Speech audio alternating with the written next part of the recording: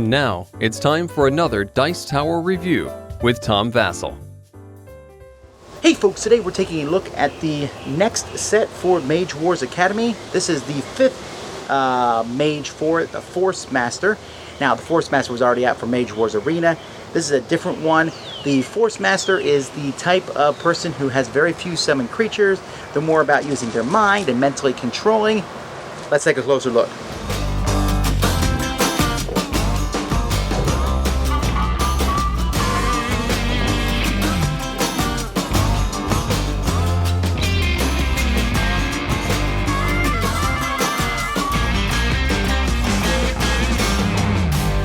Okay, so here we have the Forcemaster.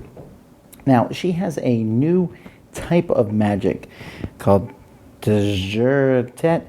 This is them bringing kind of an Egyptian flavor into it. It's kind of weird that they're introducing more types of magic, but well, whatever. So she's a mind magician, a dark elf, and she can use mind magic, and she can use the Dejertet spells. And non-mind, non-Jerset spells cost triple spell points, which is kind of interesting, especially since she's dark. You think she'd be able to use dark spells more easily. But anyway, she can take a Dissipate token off a creature to give the creature +2, which is interesting. And there's a lot of Dissipate creatures that are included in this set. So we have the Force Gremlin, which is a cheap thing, but is going to go away quickly. I mean, he's really easy to kill. The Psionic Cobra, which is a really cool kind of creature, but it's a pest, and Dissipate 5, also easy to kill. These things are more of like to just jump out there and hit your opponent. There's just another pest, although this one can cause your opponent to stagger. A lot of staggering tokens in this one, staggering, which makes someone not be able to attack, especially the minor creatures. Here we have a Force Carousel. I mean, all these things are force, so non-living and dissipate and very low hit points. But you can use these dissipate tokens for other things. This has Aegis 2, and if it attacks an object, you can remove one of your tokens to make all the damage from that attack critical, which is kind of an interesting thing. So it's good against objects. The Tomb Guardian is another one that looks cool. By the way, the artwork on all these looks great. And here, you can remove a token from the Tomb Guardian. If you do, it can guard, which is useful. You're going to need to put a lot of these, I think, in your thing to be able to pull them out. The Forcemaster needs to win quickly. Here's another non-living Dissipate creature that can, again, cause stagger. And here's the one non-dissipating creature. This is a mummy, big undead, the Risen King. Still pretty cheap, still not that powerful. For legendary, he does a pretty good attack. And when he's a guard and he can't reset, a guard token on him, he can't reset. So basically he's like always guarding. It's kind of a weird mummy type thing. But you know, the Forcemaster was never known for its creatures. Then we have illusionary leggings. Now I'm not actually quite sure what illusionary leggings means. Does that mean you can't see them? I don't know, I just find it funny. Gives you elusive. We have Force Armor, which gives you armor +1. And it cancels piercing from something, which is actually a really cool armor, and I would consider putting this in another mage's deck if only it did not say Forcemaster only. My favorite cards in this set are the Force Daggers, the Telekinetic Bolt. These both cause staggering. The Force Daggers let you hit 3 different targets, 1 die each, but still kind of neat. And the Telekinetic Burst, which hits everyone but you in a zone. Pretty powerful, and it can cause everyone to stagger. So it's a good way to take out the weak opponents here that are coming after you. Disperse, which gets rid of an enchantment. A Novice, where you can get rid of a Dissipate token to kind of heal damage to you. It's like, I need some of your stuff. She really kind of acts like a necromancer with all these Dissipate creatures. Some more things here, where if the last Dissipate token is removed, you can keep the thing around for 1 more turn. If a creature you control is destroyed, you get +1, you heal a damage or gain a mana. This really cool ability, which gives you an extra die if you're level 5, but you're not in this set, so that doesn't really matter. However, you can pay mana to make it sweeping to hit everybody. So it's a pretty cool weapon for the Force Mage. Symbiotic Orb, where you can pay 3 mana to get rid of stuff to make you avoid something.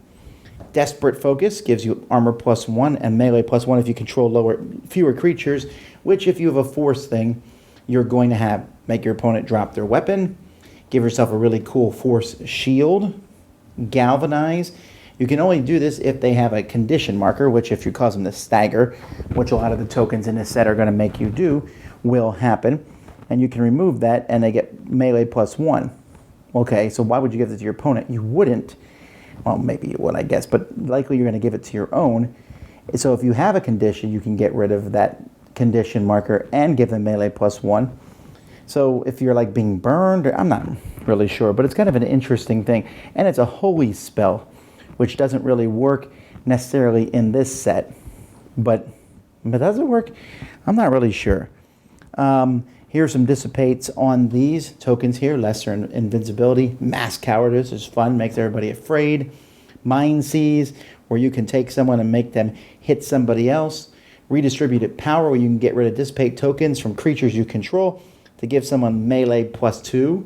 So you can like take it from one person to put it on someone else, on yourself, I mean.